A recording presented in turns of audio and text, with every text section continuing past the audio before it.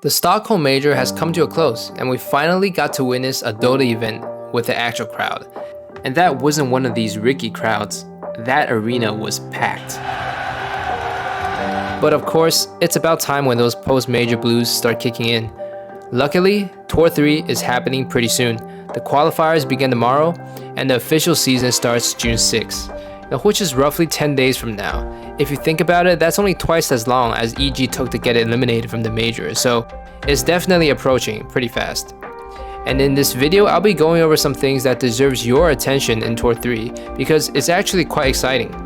Later in the video, I'll also talk about some roster predictions. So just a quick recap, here is the point values for the next season. First place gets 500, second place gets 300, and so on.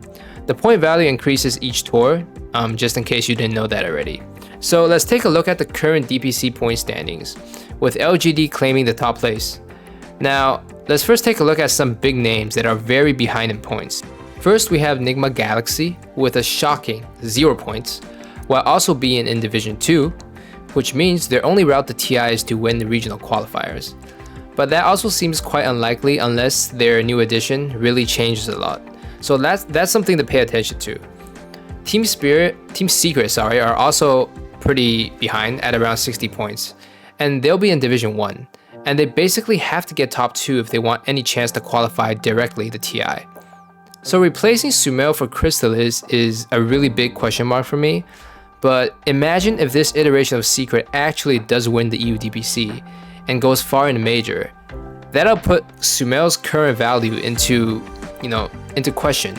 So that's definitely one thing we should look out for. And then there's Invictus Gaming, IG, that recently acquired FY, which is really hype, but they're also in Division 2. They also haven't officially released Fade yet, so whether FY will be actually playing is still unconfirmed. Now RNG is definitely a team that's going to be under the spotlight. A month ago they announced the addition of Kaka, which is absolutely huge.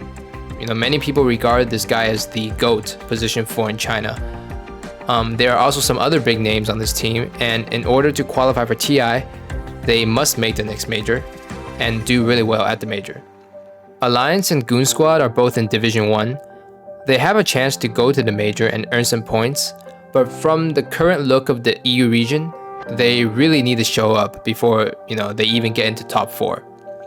For Eastern Europe, many are going to be rooting for Na'Vi to finally have an impact. It's been very long since they've done anything big, so it's definitely something to look forward to. Now let's talk about the current top 12.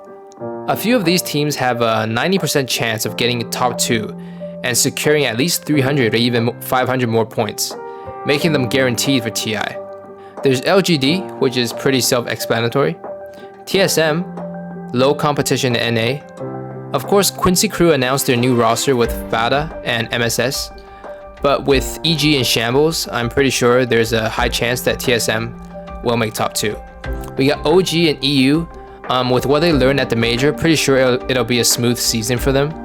Thunder Awakening, they went undefeated last season and had a strong performance at Stockholm. And I would also put Team Spirit in this category. Although they look quite bad at the moment, the competition in Eastern Europe is quite low. Beast Coast, Fnatic, and Tundra all have high highs but low lows, so we'll have to see. I'm also not too sure about how Bedboom will do in the season. So after adding these points, we can see there's roughly around 4 teams currently below top 12 that can make a comeback, 4 to 5 teams. If EG and Quincy don't go far the next major, we will have only 2 NA teams at TI. Liquid also need to step it up, or they might not be at TI for 2 years in a row. Before ending this video, I'm going to give some thoughts about the current roster changes. EG already announced the release of Jerax, who was probably kicked. It does seem like the replacement might be Fly, as I don't see a reason why EG wouldn't try and invite him back, and I don't see a reason why Fly would reject that offer. Some people are predicting maybe SVG, but judging by some things he said on the panel, it seems very unlikely that he's going to make a comeback soon. There are also some cool options like Febby, but it doesn't seem like Bobo and Arteezy would want that.